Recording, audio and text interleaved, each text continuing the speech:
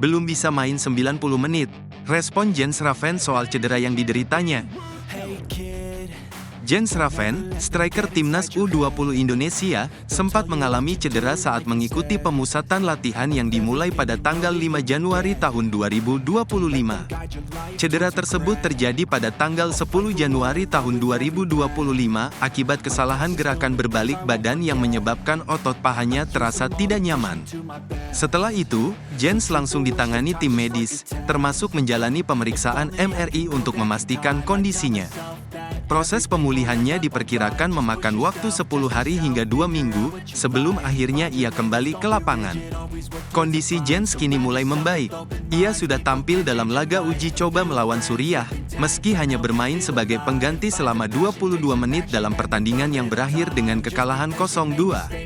Penampilannya tersebut menunjukkan kemajuan dibandingkan laga sebelumnya melawan Yordania, di mana ia hanya berada di bangku cadangan. Jens pun semakin percaya diri untuk pulih sepenuhnya dan berharap mendapat menit bermain lebih banyak di pertandingan uji coba berikutnya. Menurut Jens, kondisinya saat ini belum sepenuhnya ideal, namun progresnya cukup baik. Kondisi saya sudah jauh lebih baik, tetapi belum ideal. Saya pikir 20 menit bermain tadi cukup bagus untuk malam ini. Saya berharap bisa segera fit dan bermain lebih lama saat melawan India, ungkap Jens. Meski begitu, ia mengaku belum siap bermain penuh selama 90 menit dan menargetkan bermain maksimal 45 menit di laga tersebut. Uji coba terakhir timnas U20 Indonesia melawan India akan digelar di Stadion Gelora Delta Sidoarjo pada Kamis, tanggal 30 Januari tahun 2025, pukul 19.30 waktu Indonesia Barat. Kemenangan dalam laga ini sangat diharapkan untuk meningkatkan moral tim menjelang Piala Asia U20 yang akan dimulai tanggal 12 Februari tahun 2025. Pada turnamen itu, Indonesia tergabung di grup C bersama Iran, Uzbekistan, dan Yaman, dengan target mencapai semifinal untuk mendapatkan tiket ke Piala Dunia U20 2025 di Chili. Undang timnas Belanda ke Indonesia. Erick Thohir berkunjung ke PSSI Belanda. Ketua Umum PSSI, Erick Thohir, mengundang timnas Belanda untuk bermain di Indonesia. Hal ini disampaikan melalui unggahannya di Instagram pada Senin. Erick bersama pengurus PSSI dan Liga Indonesia sedang berada di KNVB Campus, Zeist, Belanda, untuk membahas peningkatan kualitas sepak bola Indonesia. Rombongan Erick disambut Sekjen KNVB, Guus de Jong, yang sebelumnya pernah berkunjung ke Indonesia. Dalam diskusi itu, mereka membahas pengembangan talenta muda, pemain senior, hingga sepak bola wanita. Erick menjelaskan bahwa PSSI ingin memastikan program grassroots dapat menghasilkan pemain berkualitas. Selain itu, PSSI mempelajari model kerjasama KNVB dengan liga-liga di Belanda yang mampu mencetak pemain unggul tanpa melupakan peran pemain amatir. Erick juga mengungkapkan rencana besar mengundang timnas senior Belanda untuk bermain di Indonesia. Sebelumnya, Erick telah memulai uji nyali bagi timnas dengan pertandingan persahabatan melawan Argentina pada Juni tahun 2023. Meski kalah 0-2, laga tersebut memberikan pengalaman berharga bagi skuad Garuda untuk menghadapi kompetisi internasional yang lebih besar.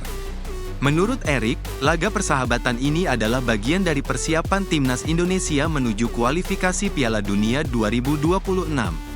Meskipun target jangka panjangnya adalah tampil di Piala Dunia 2038, Erick tetap optimis dengan peluang lebih awal jika usaha maksimal dilakukan.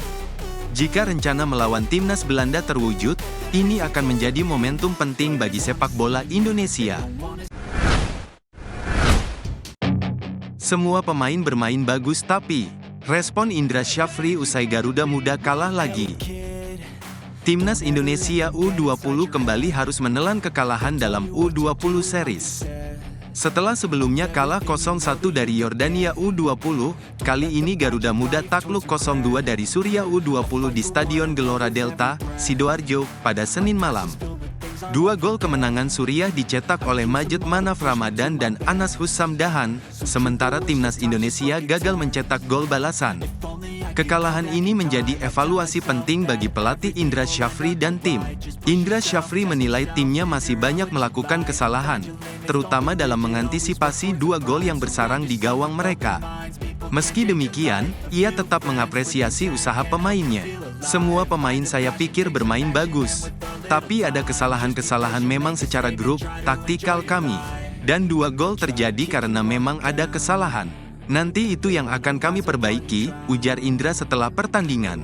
Pada laga ini, Timnas Indonesia mencoba bermain ofensif dengan mengandalkan umpan lambung dari sisi sayap dan tengah lapangan. Namun, banyak serangan berhasil digagalkan oleh pertahanan Suriah yang disiplin. Gol pertama Suriah tercipta melalui kerjasama apik yang diakhiri sundulan Majed Manaf. Sedangkan gol kedua lahir dari tendangan bebas Anas yang tidak mampu diantisipasi oleh kiper Ikram Al-Ghifari. Meski kalah, laga ini memberikan pelajaran berharga menjelang Piala Asia U20 2025 yang akan berlangsung Februari mendatang. Timnas Indonesia berada di grup C bersama Uzbekistan, Iran, dan Yaman. Menurut Indra, pertandingan ini memberi gambaran tentang kualitas lawan yang akan dihadapi. Suriah pernah bermain imbang dengan Uzbekistan, jadi ini menjadi bahan evaluasi kami, ujarnya. Tantangan terakhir Timnas U20 di U20 Series adalah melawan India U20 pada Kamis, tanggal 30 Januari tahun 2025, di stadion yang sama. Siap kembali bela Garuda, punya postur tinggi dan kaki dominan kiri jadi kunci Elkan kembali. Elkan Bagot kembali berpeluang memperkuat tim nasional Indonesia pada babak ketiga kualifikasi Piala Dunia 2026. Bek berusia 21 tahun ini sebelumnya tersingkir dari skuad Garuda akibat konflik dengan Sintayong, yang disinyalir terjadi karena dirinya mengabaikan panggilan ke timnas. Namun, kehadiran pelatih baru, Patrick Kluivert, membuka kesempatan bagi Elkan untuk kembali membela negaranya, terutama dengan postur tinggi 194 cm yang menjadi salah satu keunggulannya.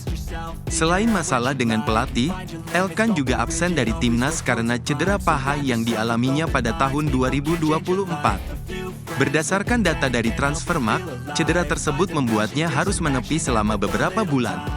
Beruntung, di akhir tahun yang sama, klubnya, Blackpool FC, mengonfirmasi bahwa Elkan telah pulih sepenuhnya.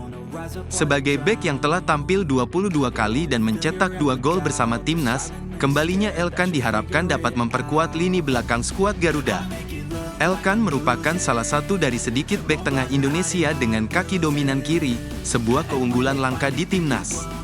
Selain Elkan, hanya Justin Hubner yang memiliki karakteristik serupa. Meski ada nama Nathan Chu Aon dan Kelvin Verdong, keduanya bermain di posisi berbeda, yaitu bek kiri dan gelandang bertahan. Hal ini membuat Elkan menjadi pilihan utama untuk mengisi posisi bek tengah dengan keunggulan kaki kirinya. Postur tubuhnya yang tinggi menjadi nilai tambah bagi Elkan dalam menghadapi duel udara. Dengan tinggi badan 194 cm, ia tercatat sebagai pemain tertinggi di Timnas Indonesia, mengungguli Maarten Paes, 192 cm, dan JIZ, 190 cm. Kemampuan ini menjadikannya ancaman dalam situasi bola mati dan aset penting di bawah strategi Patrick Kluivert. Kini, Elkan memiliki kesempatan besar untuk kembali membuktikan kualitasnya di level internasional.